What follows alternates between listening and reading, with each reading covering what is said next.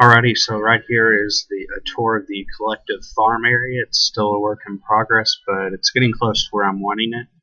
Right here is the egg farm. It uses the new hoppers to funnel all the eggs into the chest. We have water constantly flushing them towards it, and it'll fill up these 3 double chests in, about 15-20 minutes. Over here is the pig spawner farm. Basically, we just use water to flush all the pigs that spawn here down into the pen area. So in a relatively short amount of time, you can get plenty of pork.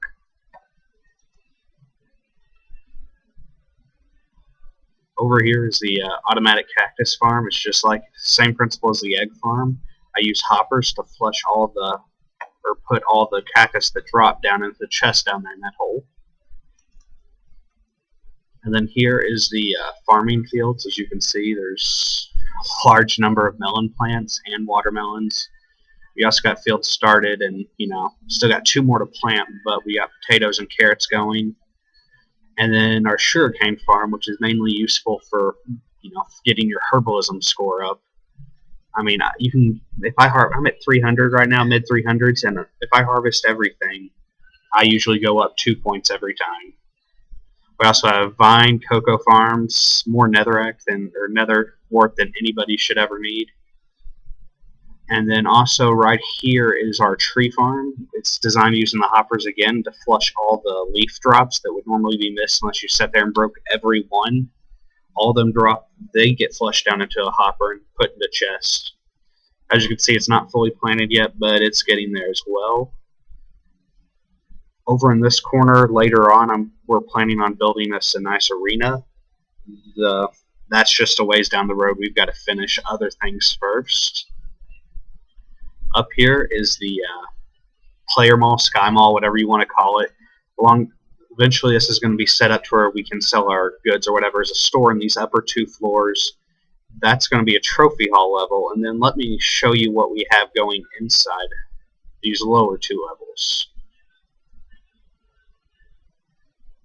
Down here is going to be basically just huge storage areas where members will be able to build storage rooms set up to where they can just simply drop chests in there and have free storage space.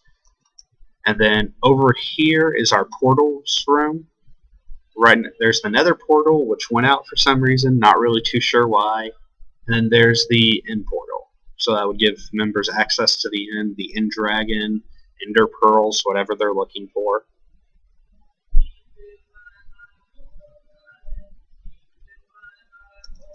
And then also, this is going to be the way members will actually get down to the farm once we get the player mall set up. And I'm going to take you over to another really good feature of this setup. I got lucky enough, I found a skelly spawner down there, and then when I was building the mob trap for it, mob grinder, I discovered another zombie one directly beneath it. So I've got a system set up right now that allows me to stand in one position, which I'm going to get to here in a second. And it spawns both zombies and skeletons at the same time. And then, once they're both spawned, I have it set up where they're sorted. It's not 100% accurate in the way it sorts, but it does a pretty good job of keeping them separated, zombies in one tube, skeletons in another. And then down here's the kill room. Down, down, down. And it doesn't look like any zombies spawned in that short time I was standing there. But, as you can see, in this tube is where all the skeletons will spawn. And then in this tube, that's where all the zombies are dropped down. It makes it pretty easy to rack up a lot of experience and also get decent mob drops.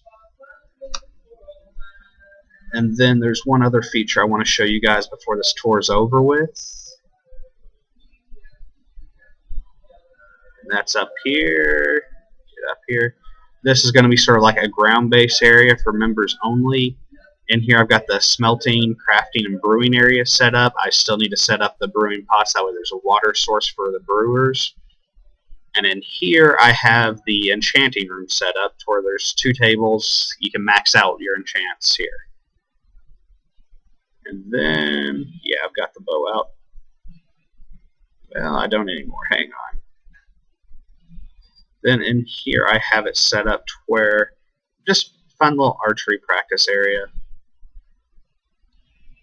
And the good thing about using the wood buttons is that they stay on until you've shot them all. Once you get all the lights off, you can just run over here, collect all the arrows you used, and you're back to where you were. But yeah, I mean, if you're interested, give me a shout out when I'm in game. I'd be more than happy to have you. I'm also looking for some trustworthy assistance for the town, so just give me a shout on the forums or in game. Have a good one, guys.